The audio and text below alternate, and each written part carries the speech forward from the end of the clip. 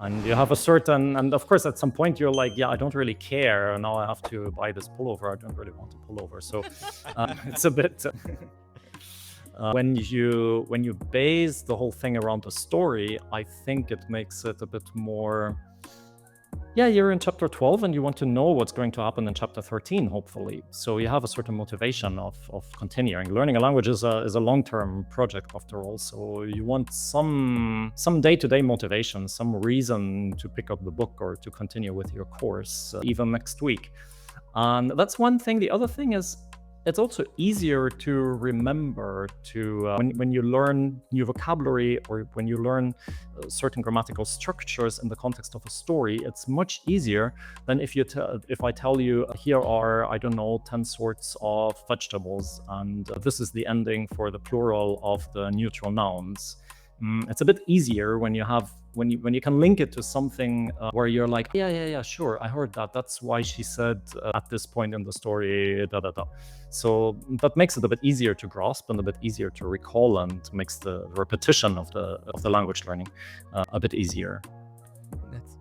Yeah, like it's funny because there are technically other moments that I thought that this sort of storytelling did sort of kind of work. If you're learning Japanese, you have to get like the main book, which is called the Genki, and technically there is a story. There's recurring characters that go on adventures, but the problem with the book is that you have one mini story and then like a bajillion pages of rules. And then you completely forgot what happened in like 2 months. Oh yeah. It's like, wait, Mary, yeah, they went up on the ski lift, and the boyfriend left her alone. Oh no, what happened? So there is that sort of like, but you probably only remember the story because all of the rules that you learn from the text are erased because you replace them with all of the text. So having more cohesive stories is, I think, very effective because at least you remember something.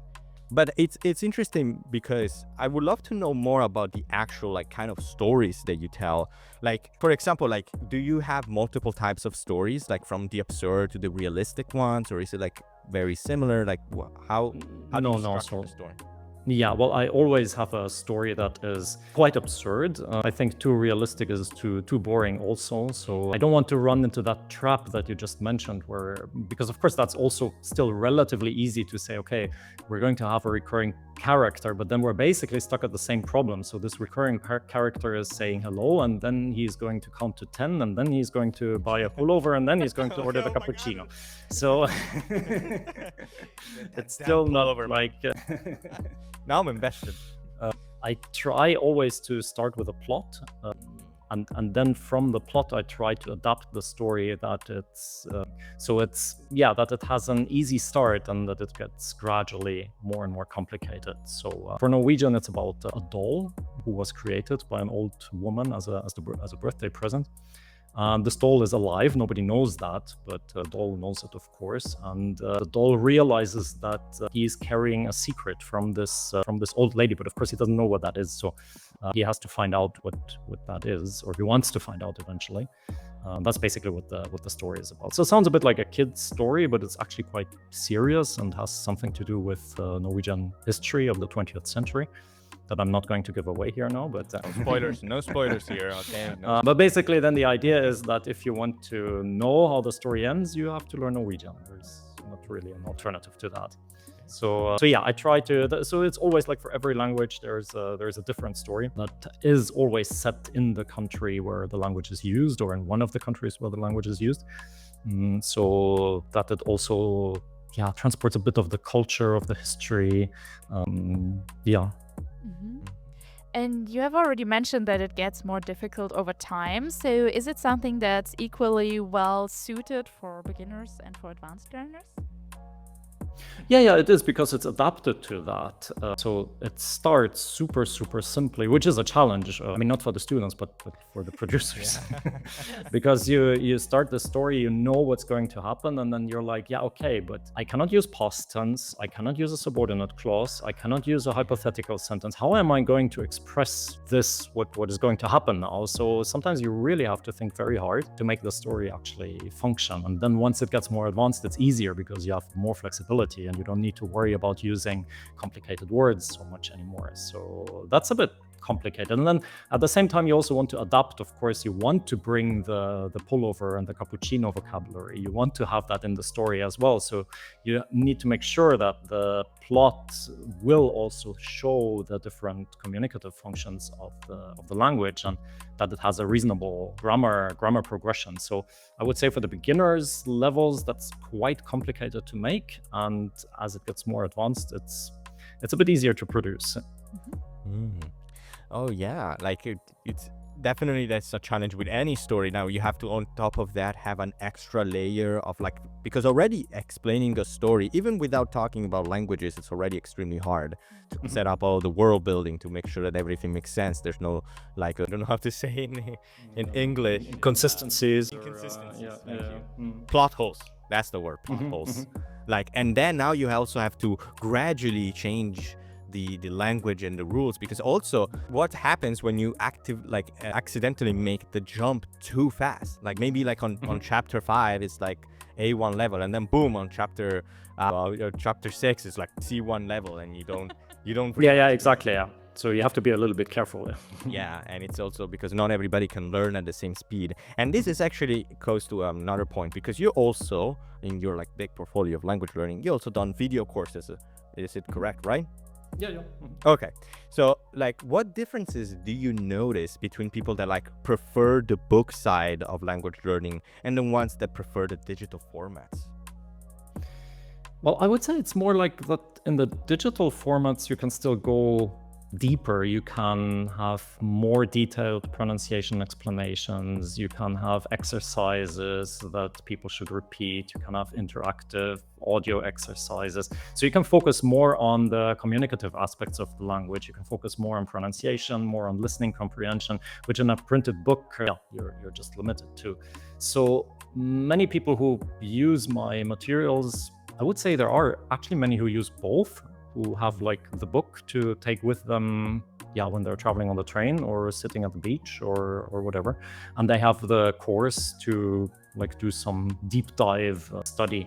Then it's also a bit of a question of what kind of learner you are. So some people just prefer when they get something explained on a video, and other people are fine when they read about something, especially when it comes to grammar. Some people say, no, it's fine, I can just read the explanations. And other people say, no, I prefer if I see someone explain it to me, then it's easier for me to recall.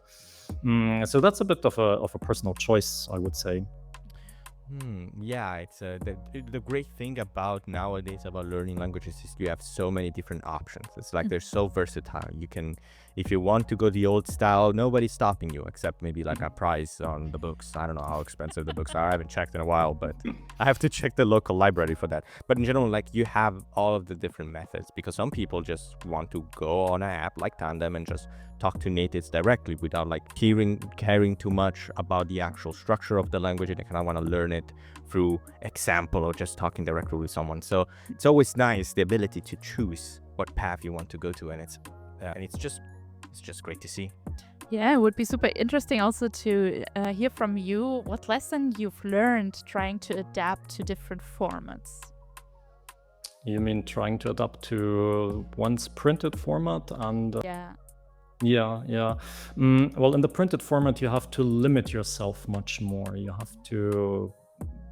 to think more of like, how can you convey a certain message. In the digital format, you're more flexible. You can say, oh, let me put an audio file on top of that because that makes it easier, or let me do an interactive exercise for this, and then people will recall it in an easier way. In the printed book, you have only the option of doing what fits on paper.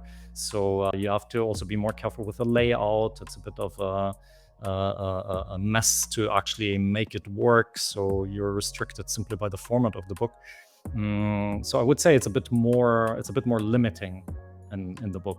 Then on the other hand, it's very nice like to have many people say that they like to have a book that is physical, that they can touch, where they can feel how much they have already learned. They can feel like, oh, I'm already like 1 centimeter in the book. The new way of expressing how much you have learned the language. Exactly. 1 centimeters. Yeah. So actually we have You have met Tandem or got to know Tandem on a fair called Expo Lingua. And yeah, you discovered it there. What drew you to it as a platform? So this is more the digital version now of We're language. gonna focus on the digital side now. Like now, for the people that are just in the audio version, we're going full on digital now. Sorry, book lovers, but this one's for the digital. Well, I'm going back to answer that. I'm actually going back to the analog world because Sorry guys, welcome back. Sorry guys, welcome back. when I learned Norwegian 100 years ago, there were not many options to learn the language. So there was, in the city where I was living, there was no Norwegian course. There was like one book that they sold in the bookstore, and that was it. And the only way to actually go further for me was Tandem. So there were students from Norway there. Like, it was a real world Tandem. So we would meet, and half an hour we would speak German, half an hour we would speak Norwegian. And I learned a lot from that because, of course, self-study can only get you so far. So when I heard about the app of Tandem, I was like, oh my God, that's amazing. Now you can just find someone online. Of course, it makes it much easier. Back then you had to, I don't even know how I found the student that I then eventually practiced with. I think I just put a notice somewhere at the canteen, or I don't remember. Anywhere now you can just download the app and you can find somebody who you can practice Spanish with, or French with, or whatever you're going to learn. So I think that's quite an amazing concept. And how have you then used it in your personal learning, or have you also used it for teaching? Well, I ran a couple of language parties together with you guys. So they were usually in the format of a Q&A, so people could just ask me any questions they had about learning Norwegian, what I suggest, certain grammatical problems or certain strategies for learning, whatever they had on their mind. So I have used it a bit for this field. And at the same time, I've tried to use it. I have to say, I haven't come very far with it. I tried to find somebody who can speak Bosnian to me, like in the real world.